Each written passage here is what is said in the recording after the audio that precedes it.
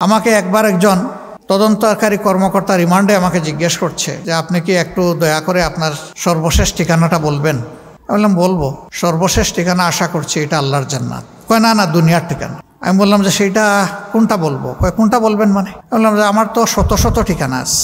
কয় স্যার আপনি অ্যারেস্ট হয়ে এরকম আমাদের সাথে মৌজ করতে পারেন? বললাম মোটেই আমি মৌজ করছি না। কয় তাইলে কীভাবে বললেন যে শত শত ঠিকানা আছে? আপনি এত ধনী? বলে আপনি কল্পনা করতে পারবেন না আমি তার চেয়ে আল্লাহর মেহেরবানি বেশি ধনী।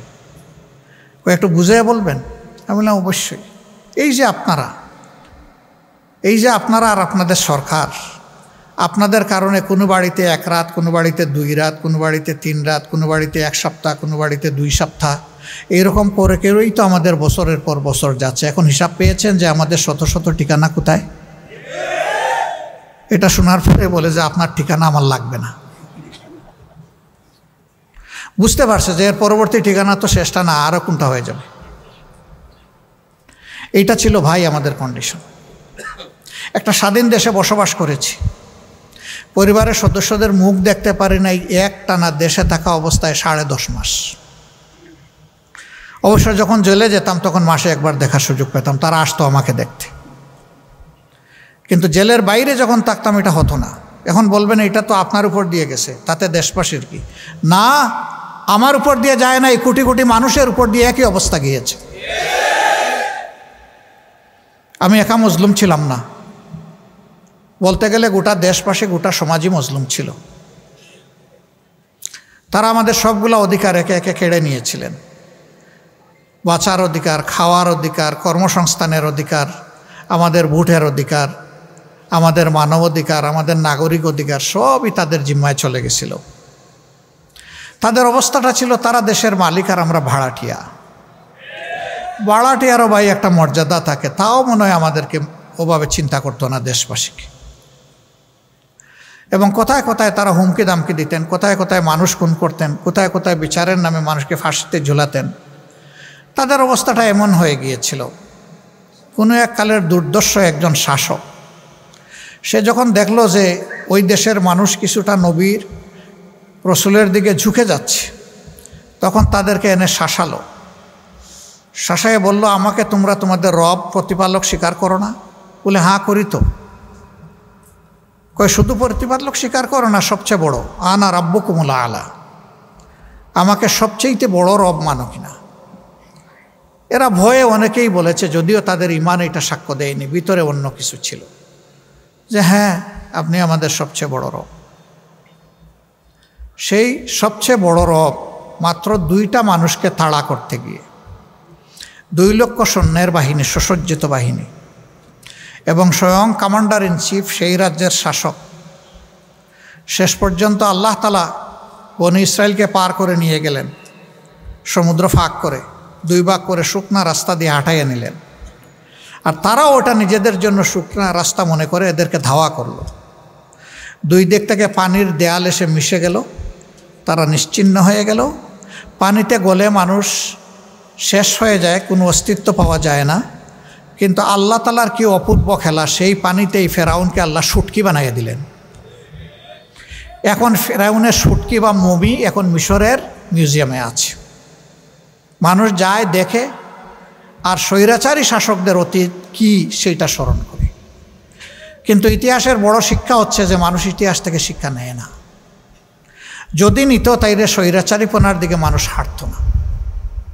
তারা হেঁটেছেন, তারা 3টা নির্বাচন নিজেরা করেছেন তাদের মতো করে। প্রথমটা জনগণ যায়নি, বহু সেন্টারে মানুষ একজনও যায়নি, সেখানে বিড়াল ঘুমাচ্ছিল শান্তিতে, কুকুর ঘুমাচ্ছিল শান্তিতে। সেগুলা মিডিয়ার বন্ধুরা তুলে এনেছিলেন তারা তাদের শৈল্পিক হাত দিয়ে। দ্বিতীয় নির্বাচনটা তারা এতটাই আস্থা হারায় ফেললেন যে নির্বাচনের দিন পর্যন্ত ধৈর্য ধরতে পারলেন না। 18 সালে আমাকে এখানে জোটের পক্ষ থেকে ক্যান্ডিডেট করা হয়েছিল। আমি এক মুহূর্তের জন্য এইভাবে আপনাদের সামনে এসে দাঁড়াতে পারিনি, আপনাদের মুখ দেখতে পারিনি। এই পরিস্থিতি এমনভাবে সৃষ্টি করে রাখা হয়েছিল, সারা বাংলাদেশে 64 জন ক্যান্ডিডেটকে কারাগারে নিক্ষেপ করা হয়েছিল। 113 জনকে তাদের বাড়িতে গৃহবন্দী করা হয়েছিল, ঘর থেকে বের হতে দেওয়া হয়। সেই রকম করে নির্বাচন। তারপরেও নির্বাচনের দিন পর্যন্ত তারা ধৈর্য ধরেন নাই, রাতের বেলায় সাবাড় করে দিয়েছেন সব। বিবিসির একজন সাংবাদিক আমাকে প্রশ্ন করলেন, আগামীকালের নির্বাচনকে আপনি কিভাবে দেখছেন? আমি বললাম, আগামীকালকে নির্বাচন কোথায় ভাই? কয় কেন, কালকে নির্বাচন হবে না? বললাম না, নির্বাচন তো কালকে হবে না, আজকে রাতেই তো হচ্ছে নির্বাচন। কয় বলেন কি আপনি?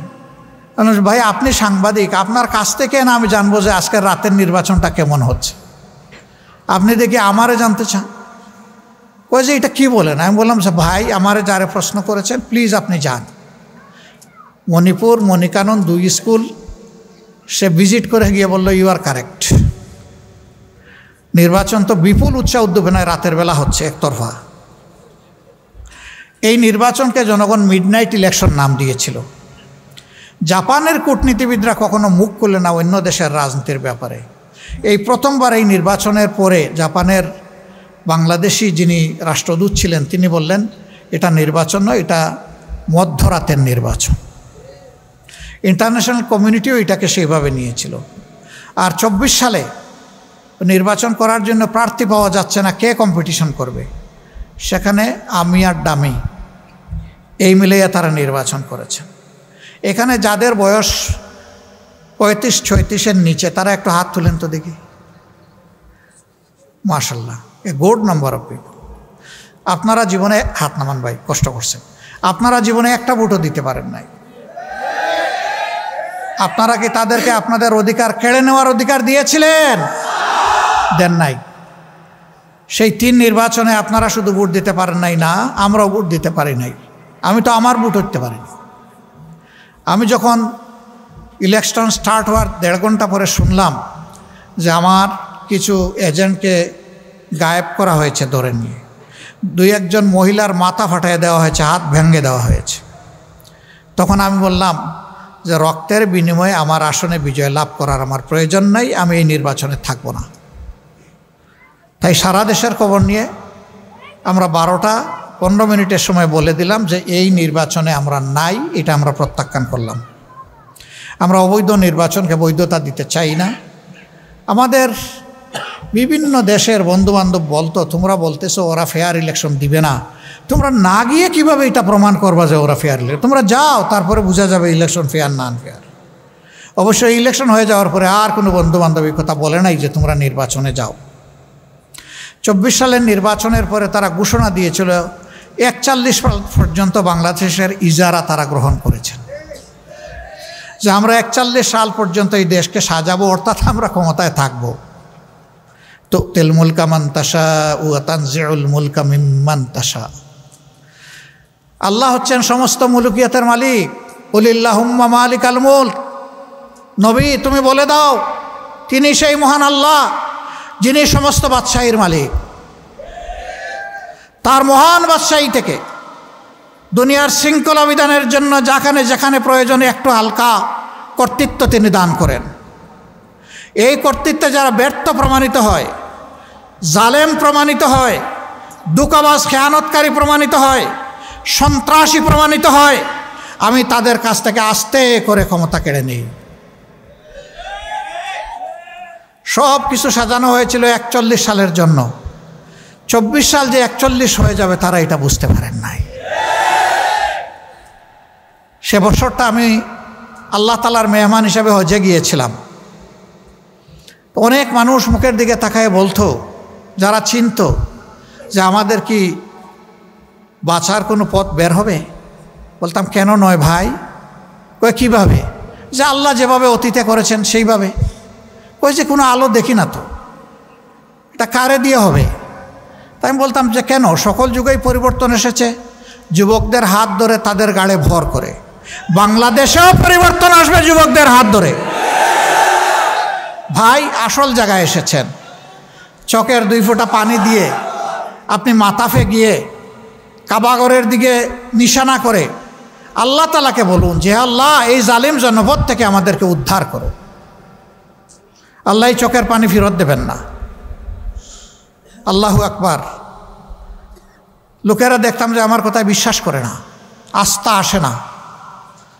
হজ উমরা শেষ করে যখন ফিরলাম 17 তারিখ, 16 তারিখ আবু সাঈদের মৃত্যুর শাহাদতের মধ্য দিয়ে বাংলাদেশের নূতন অধ্যায়ের সূচনা হলো। 17 তারিখ থেকে আগুন জ্বলে উঠল। সেই দিন থেকেই চতুর্দিকে নিরীহ জনগণের, নিরস্ত্র জনগণের বিরুদ্ধে সশস্ত্র আক্রমণ শুরু হলো ভয়াবহভাবে। শ মানুষ খুন করা হলো। শেষ পর্যন্ত এর শেষ পরিণতি হলো গিয়ে 5 তারিখ। প্রিয় দেশটি স্বাধীন হয়েছে দুইবার। আমাদের জানা ইতিহাসে প্রথমবার স্বাধীনতা অর্জন করেছিল 1947 সালে।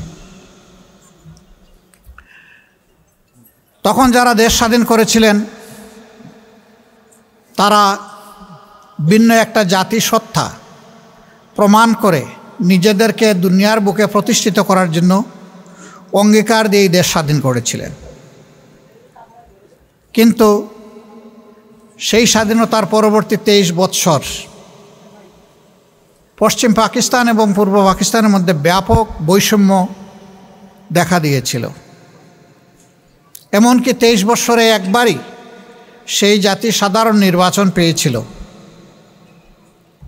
তারা মনের মতো করে তাদের পার্লামেন্ট মেম্বার এবং জনপ্রতিনিধি নির্বাচনের সুযোগ পেয়েছিল। তারপরে ইতিহাস সবার জানা। ব্যাপক ত্যাগ এবং কুরবানির মধ্য দিয়ে পাওয়া আমাদের এই স্বাধীনতা। আমি ছোট মানুষটিরও বাংলাদেশের এই রক্তাক্ত স্বাধীনতায় একটু রক্তের অংশীদারিত্ব আছে। আমি শুধু একা নই, এরকম লাখো পরিবার তারা তাদের আপনজনকে সেদিন দেশের স্বাধীনতার জন্য উপহার দিয়েছিল। এগুলো নামায় ফেলতে হবে, এগুলোর ভারে আসলে নুয়ে যায় আর কি, এটা হলো সমস্যা। তারা সেদিন তাদের আপনজনকে উপহার দিয়েছিল একটি আশা নিয়ে। 1000 মাইল দূরত্ব থেকে এসে পশ্চিম পাকিস্তানের লোকেরা আমাদেরকে শোষণ করেছে। এখন আমরা নিজেদেরকে শাসন করব, আমরা শোষিত হব না। আমরা সুশাসন পাবো, ন্যায় বিচার পাবো। আমাদের জীবনে সামাজিক, রাজনৈতিক এবং অর্থনৈতিক নিরাপত্তা থাকবে। আমাদের সন্তানেরা জন্মের পরে চিকিৎসা সেবা পাবে। একটু বড় হলে তারা সুশিক্ষা পাবে, আর একটু বড় হলে তারা উপযুক্ত কাজ পাবে। সেই কাজ হাতে নিয়ে তারা দেশ গড়ায় অংশগ্রহণ করবে। এখানে এখন থেকে আমরা আর শোষিত এবং শাসক দুই শ্রেণী আমরা দেখব না। সেরকম একটা স্বপ্ন আর প্রত্যাশা নিয়ে বাংলাদেশের অভিযাত্রা শুরু হয়েছিল 1972 সালের 10 জানুয়ারি। শেখ মুজিবুর রহমান সাহেব পাকিস্তানের কারাগার থেকে মুক্ত হয়ে বাংলাদেশে ফেরার পরপরই তিনি, অকপটে বলতে গেলে বলতেই হয়, সে সময় তিনি ছিলেন জাতির অবিসংবাদিত নেতা। এদেশের 94% মানুষ তার দলের প্রতি আস্থা রেখেছিল 70-এর নির্বাচনে। আফসোস, এমন আকাশচুম্বী জনপ্রিয়তা আর মানুষের ভালোবাসা নিয়ে যিনি দেশের দায়িত্ব নিলেন, তিনি দেশটাকে সামলাতে পারলেন না। তিনি দেশ সামলাবেন কেমনে, তার দলকেই তো সামলাতে পারলেন না। এই জন্য সেই দলটির ব্যাপারে আক্ষেপ করে উনি অনেক কষ্টের কথা বলে গেছেন যে বিশ্বে বিভিন্ন দেশ যখন স্বাধীন হয় মানুষ তারা সম্পদের খনি পায়, আমি পেয়েছি ভিন্ন খনি। কিসের খনি আমি এটা বলতে গেলাম না। সম্মানিত ভাইরা, তিনি এও বলেছিলেন, কারে নিয়ে আমি সোনার বাংলা গড়ব, ডানে বায়ে সামনে পিছনে যার দিকে তাকাই একই চেহারা দেখতে পাই। তিনি তার জীবনের মূল্য দিয়ে এর প্রায়শ্চিত্ত করেছেন। অবশ্যই এইভাবে একটি পরিবারের নিহত হওয়াকে সভ্য বিশ্বে কেউ সমর্থন করে না, কিন্তু নিয়তে যার যেরকম লেখা তাকে তো সেরকমই বরণ করতে হবে। এটাও তো ঠিক যে স্বাধীন বাংলাদেশে তাদের শাসনামলে 36,000 মানুষকে বিনা বিচারে হত্যা করা হয়েছিল। যার মধ্যে 10,000 ছিল মুক্তিযোদ্ধা, যারা কিনা দেশ শাসন করেছিল বুক চিতিয়ে লড়াই করে, তাদেরকেই মরতে হলো রক্ষী বাহিনীর হাতে। রক্ষী বাহিনীর চাবকের তো নিষেধ থেকে অনেকে ফিরে আসেনি, কেউ সৌভাগ্যক্রমে ফিরে এসেছে। ফিরে আসা এক দুর্বল মানুষ আমিও। আল্লাহ তাআলা কি জন্য আমাকে সেদিন বাঁচিয়ে রেখেছেন আল্লাহই ভালো জানে। অথচ আমি একটি শহীদ মুক্তিযোদ্ধা পরিবারের মানুষ, আমার কোনো অপরাধ ছিল না। আমার বিষয়টা দিয়ে আমি বিবেচনা করেছি এরকম বহু নিরপরাধ মানুষকে তারা নির্যাতন করেছে, কেউ কেউ দুনিয়া ছেড়ে চলে গেছে, আফসোস নাই। তারপরেও যদি দেশের মানুষ আমাদের জীবনের বিনিময়ে একটু শান্তি পেত, কোনো আফসোস থাকতো না। কি অবস্থা সৃষ্টি হলো। সম্ভ্রান্ত পরিবারের মানুষগুলো তাদের মেয়েগুলোকে আর কলেজ ইউনিভার্সিটিতে পাঠানো বন্ধ করে দিয়েছিল। কেন বন্ধ করে দিয়েছিল আপনারা বুঝতেই পারছেন। মানুষের জীবনের কোনো নিরাপত্তা ছিল না, সম্পদের কোনো নিরাপত্তা ছিল না, বাইরেও ছিল না, ঘরেও ছিল না।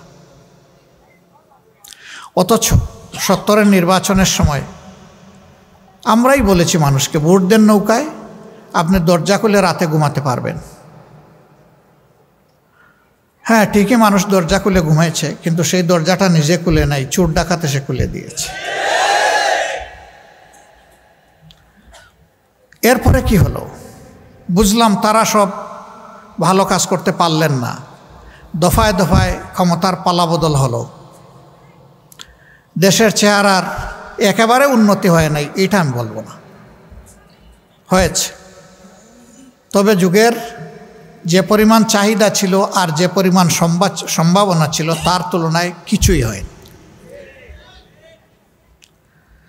এখানে বসা অবস্থায় আপনারা কোনো গন্ধ পাচ্ছেন কিনা? আমি কিন্তু একটু গন্ধ পেয়েছি। এটা একটা সভ্য জনপদ, এটা আমার গর্বিত দেশের রাজধানী। দুনিয়ার বিভিন্ন দেশে যাওয়ার সুযোগ হয়েছে,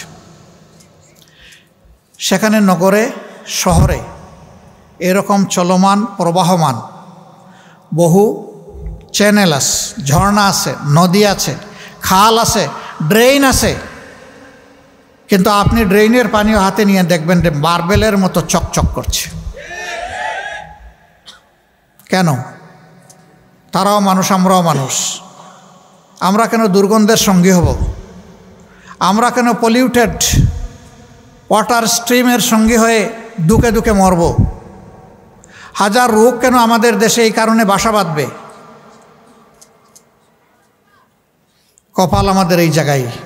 আমি বলেছিলাম আমাদের আল্লাহ অনেক সম্পদ দিয়েছেন, সব জায়গায় বলি একটা সম্পদের অভাবের কারণে আমরা পারলাম না আমাদের দেশটাকে বাগানের মতো করে সাজাতে। সেই সম্পদ হচ্ছে চরিত্রের সম্পদ। ক্ষমতায় যাওয়ার আগে অনেক রাজনীতিবিদ বলে থাকেন আমি রাজনীতিকে ইবাদত মনে করি, আমি রাজনীতি করি মানব সেবার জন্যে, সেবা আমার ধর্ম। হ্যাঁ, উনি মানব সেবা করেন ঠিকই, শুধু নিজের সেবাটা করেন। তিনিও তো একজন মানব, সেই অর্থে তিনি মানব সেবা করেন। কিন্তু মানব সেবা বলতে যা বোঝায় তা তো দেখি না। গত 15.5 বৎসর এদেশের মানুষ দারুণ কষ্টের মধ্য দিয়ে অতিবাহিত করেছে, আর আমাদের জন্য পরিবেশটা ছিল আরও একটু কষ্টের। জানেন সব কিছু, আমি এগুলো রিপিট করতে যাচ্ছি না।